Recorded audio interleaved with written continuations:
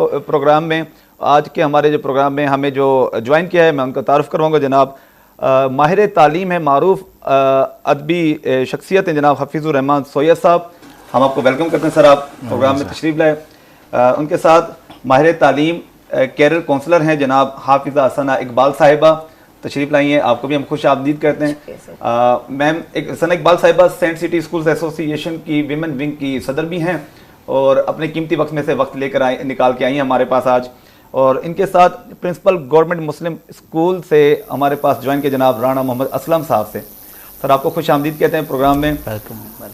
तो डिस्कस करेंगे कि आज हमारे जो तालिब इल्म को जो परेशानियों का सामना है मैट्रिक के बाद, कैसे सब्जेक्ट का इंतखाब करें, कैसे फील्ड को मतलब मुंतखब करें, तो इसी पे गुफ्तगू करते हैं। सैयद साहब, मेरा पहले सवाल आपसे ही है कि एक तालिब इल्म मैट्रिक के बाद 10th क्लास का जो पहला मरहला था उसका वो तय हो चुका है जी। अब अगला मरहला शुरू होता है कि अब तालिब इल्म कैसे ये अंदाज़ा लगाए कि उसके लिए कौन सा शोबा ज़्यादा सूटेबल है। असल में सर ऐसे होता है कि बाकी जितने ममालिक हैं ना जी, वहाँ मैट्रिक के फ़ौरन बाद मुख्तलिफ़ फील्ड में बच्चे चले जाते हैं। और वहाँ ये तरीक़ाकार है कि अगर कोई बच्चा दाखिले के लिए आता है 5 से 6 साल का, तो उसे टाइम दिया जाता है, एक दिन मुकर्रर करके एक हाल कमरा होता है 5 से 6 साल उम्र में, हाँ 5-6 साल में उस हाल कमरे में उन बच्चों को छोड़ दिया जाता है। और वहाँ मुख्तलिफ चीज़ें रखी हुई होती हैं, नर्सरी में हाँ नर्सरी। वो बच्चा देख रहे होते हैं, कैमरे लगे होते हैं। कोई बच्चा किसी फील्ड में खड़ा है, यानी जैसे मीडिया का हो गया, कोई फार्मर के लिए चीज़ें पड़ी हैं, कोई आर्मी की बंदूकें वगैरह हैं, तो वो उसको देख रहे होते हैं। तो उसके मुताबिक फिर वो कहते हैं वालिदैन को कि आपके बच्चे की जो इंटरेस्ट है वो फ़लाँ उसमें है, तो उसी में वो शुरू से ही उसे उसकी स्टडी दी जाती है। तो फिर जब वो मैट्रिक करता है तो उसके बाद फिर वो उसी फील्ड में चला जाता है। लेकिन हमारे यहाँ ऐसा होता नहीं है। हमारे यहाँ भेड़ चाल है, रस्मी तालीम हम दे रहे होते हैं। हाँ अलबत्ता मिडल हिस्से में कुछ चीज़ें हैं, जैसे लकड़ी का पीरियड है, ड्रैंक का पीरियड है, ज़राअत का पीरियड है, अब ये भी तकरीबन ख़त्म है। अब इनके पीरियड होते नहीं है, सर को बेहतर पता होगा। लेकिन जब मैट्रिक में बच्चा आता है तो फिर जैसे बात है कि केयर काउंसलिंग अगर हो जाए, जिसमें आपकी शोभा भी है, बाकी दोस्त हैं, और ये जो मेन काम है ना असाज़ा का है। जैसे असेंबली होती है तो असाज़ा का हक बनता है कि बच्चे मैट्रिक कर रहे हैं तो इनकी काउंसलिंग की जाए कि मैट्रिक के बाद आपने क्या करना है। जैसे आजकल अमेज़ॉन आ गया है या और बहुत सारे शोबे हैं। अक्सर मैंने देखा रस्मी तालीम की तरफ बच्चे चले जाते हैं और जब वो बहुत ज़्यादा पढ़ लिख जाते हैं तो नौकरियाँ तो मिलती नहीं। पाकिस्तान में इतनी तो सहूलत नहीं है कि सबको नौकरियाँ मिलें। अगर छोटे छोटे डिप्लोमे कर लिए जाएँ, जैसे ऑटो का डिप्लोमा है, मैकेनिकल का है, इलेक्ट्रीशियन का है, वेल्डिंग का है, तो बच्चा रोज़गार में फ़ौरन पहुंच जाएगा। और वो छोटी मोटी जब वर्कशॉप खोलता है तो कई सारे और बच्चों को और नौजवानों को भी रोज़गार देता है। अगर ये हमारे अंदर ट्रेंड हो जाए, चल पड़े, तो मैं समझता हूँ कि पाकिस्तान काफ़ी सारा खुद कफील हो जाएगा। अब हज़ारों में बच्चे मैट्रिक करने के बाद या FSC करने के बाद या BS करने के बाद बेरोज़गारी की तरफ जा रहे होते हैं। जब ज़्यादा बच्चा पढ़ लेता है तो छोटा मोटा काम नहीं करता। तो केयर काउंसलिंग बहुत ज़रूरी है और छोटे छोटे डिप्लोमा कराना भी ज़रूरी है ताकि बच्चे बरसरे रोज़गार हो सके। मतलब स्किल्स भी साथ साथ डेवलप की जाए बच्चों में। अच्छा मैम, आपसे यही सवाल है हमारा कि एक तालिब इल्म जब मैट्रिक से निकलता है तो उससे काफ़ी सारी चीज़ें उसके जहन में होती हैं। हमारे यहाँ पे उसे कहा जाता है कि बेटा पढ़ोगे नहीं तो क्या करोगे, ठीक है। और वो हमने बचपन से ही बच्चों के जहन में डाला हुआ है कि खेलोगे कूदोगे होंगे ख़राब। लेकिन अब तो खैर ये ट्रेंड भी चेंज होता जा रहा है। तो कैसे एक तालिब इल्म इंतखाब करे अपने बुनियाद पे कि मैं अब मेरे लिए किस शोबे में अगर मैंने तालीम हासिल करनी तो कैसे शोबे का मैं इख्तियार करूँ। बिस्मिल्लाहिर्रहमानिर्रहीम। इसमें मैं 2 बातें अर्ज़ करना चाहती हूँ। इसमें 2 ज़िम्मेदारियाँ हैं। पहली ज़िम्मेदारी आती है उसके वालिदैन और असातिज़ा कराम की, जो बच्चे के ऊपर अपने फ़ैसले को इन्फोर्स ना करें, बल्कि बच्चे के साथ, मतलब मैं थोड़ा सा ये आपको बता दूं कि हमारे यहाँ काउंसलिंग और एडवाइजिंग इन दोनों को ना आम तौर पर मिक्स कर लिया जाता है। एडवाइजिंग का मतलब है कि आपने अपनी तरफ से बच्चे को कह दिया कि आपने ये करना है, रादर देन दैट कि बच्चे की अपना इंटरेस्ट किस तरफ है। अच्छा, और काउंसलिंग में ये होता है कि आप बच्चे को ऑप्शंस दे रहे हैं और बच्चे के ऊपर डिसीजन मेकिंग को छोड़ते हैं। आप मुख्तलिफ फील्ड्स के प्रोज एंड कॉन्स उसको बताएं कि ये करेंगे तो इसका ये आगे आपका फ्यूचर बनेगा, इस फील्ड में जाएंगे तो ये बनेगा। इस चीज़ का थोड़ा इदारों में फुकदान है अनलकीली, चाहे वो प्राइवेट सेक्टर है या गवर्नमेंट सेक्टर है।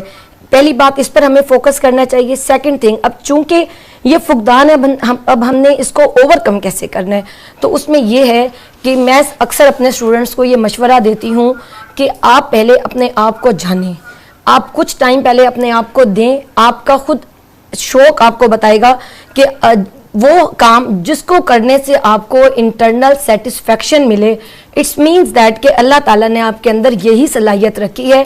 क्योंकि जब आप अपना प्रोफेशन वो बनाते हैं जो आपका पैशन भी हो, तो आप उसको ना सिर्फ करने से आपको एंजॉयमेंट मिलती है, बल्कि आप उसके अंदर कामयाबियों के इंतहाओं तक पहुंच जाते हैं, क्योंकि वो आपका पैशन होता है। तो मेरा मशवरा ये है, सबसे पहले बच्चा ये सवाल अपने आप से करे कि अब तक मैंने ज़िंदगी का जो अरसा गुजारा, वो कौन सा वक्त या वो कौन सा काम था जिसको करने के बाद मुझे बहुत खुशी हासिल हुई। जब इस तरह वो अपने खुद शनासी के मराहिल से गुजरेगा, तो वो उस कैरियर को चूज कर पाएगा जिसके लिए आगे उसके लिए मुस्तकबिल है। ये कह देना कि बच्चा, जैसे आजकल हमारा नॉर्मली कि डॉक्टर बनना है बच्चे ने, बच्चा डॉक्टर बनेगा तो अच्छी अर्निंग करेगा, इंजीनियर बनेगा तो अच्छी अर्निंग करेगा। मैं इस बात से इत्तफाक नहीं करती। बच्चा जो भी करे उसको बेहतरीन अंदाज में करे तो अर्निंग ऑटोमेटिकली जनरेट होना शुरू हो जाएगी।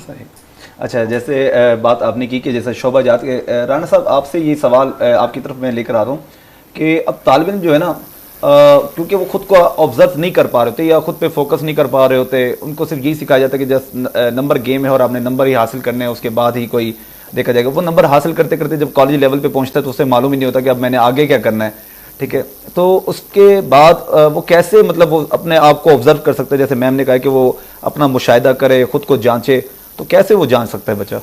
गुजारिश ये है कि एक तो ये जो एजुकेशन जो सिलेक्शन होती है ना सब्जेक्ट्स की और करियर की, मैं समझता हूँ 9th से शुरू हो जाती है। तो 9th से आप देखते हैं कि वहाँ बच्चों जो है ना बायो रख लेते हैं, कंप्यूटर रख लेते हैं, और इसी तरह से आर्ट्स का, ये 3 कैटेगरीज हो जाती हैं 9th क्लास से ही। हमने ये सिलसिला शुरू किया है मुस्लिम स्कूल में जो बिल्कुल जदीद तकाज़ों के मुताबिक है। हम बच्चों के जो कैरियर काउंसलिंग करते हैं, जो सब्जेक्ट टीचर्स हैं वो भी आके उनका स्कोप बता रहे होते हैं। आप कंप्यूटर सब्जेक्ट रखना चाह रहे हैं तो जनाब आपका ये स्कोप है, इन फील्ड्स में जा सकते हैं। और जनाब अगर आप बायो रखना चाह रहे हैं तो मेडिकल की फील्ड्स हैं सारी की सारी, आप MSc भी कर सकते हैं, मुख्तलिफ जो बायोलॉजी की मुख्तलिफ आगे फील्ड्स हैं, BS वो भी उसमें भी कर सकते हैं।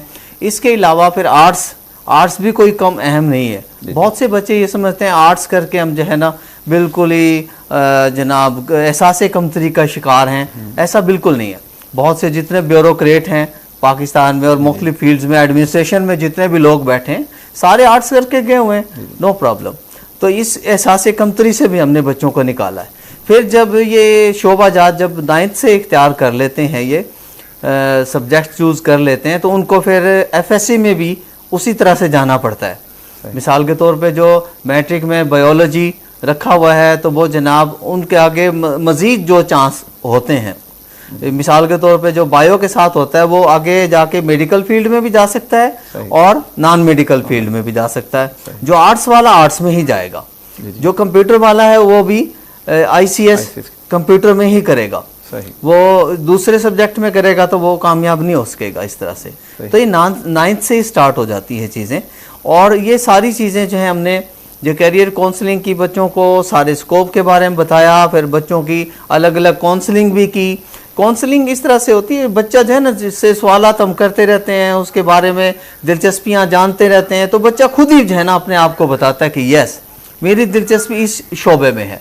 फिर हम रिकमेंडेशन करते हैं बच्चे का कि वालदैन के साथ बैठ के निगोशिएट करते हैं, उनसे फिर बताते हैं कि जनाब आपके बच्चे की ख्वाहिश ये है, आप जो है ना इन्हें फोर्स ना कीजिएगा काइंडली। तो वो फिर 9th से ही जो है ना सेक्शन अपना अपना चॉइस कर लेते हैं। FSC में जब जाते हैं तो FSC जैसे मैट्रिक का एग्ज़ाम दे दिया, हमने तो ये सिलसिला अब शुरू किया है कि बच्चों के अब प्रैक्टिकल्स हो गए हैं।